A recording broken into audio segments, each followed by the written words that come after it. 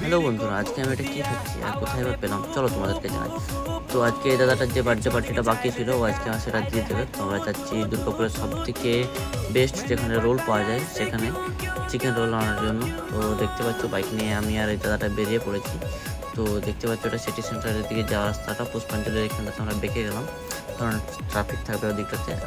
আর দেখতে পাচ্ছ আমরা তারপর সিরাজ পৌঁছে যাই। তো এখানে আমার দাদাটা গেল অর্ডার দেওয়ার জন্য, আর আমি একটু বসলাম। তো আমরা দেখতে পাচ্ছি বাইরে ওয়েট করছি, কারণ অনেকগুলো রোল বানানো ছিল, তো ওয়েট করতে হবে। আর এখানে ভিড় প্রচুর হয়, আমি হেলমেটটা খুলে নিলাম যাতে কমফোর্টেবল হয়, প্রচুর গরম ছিল।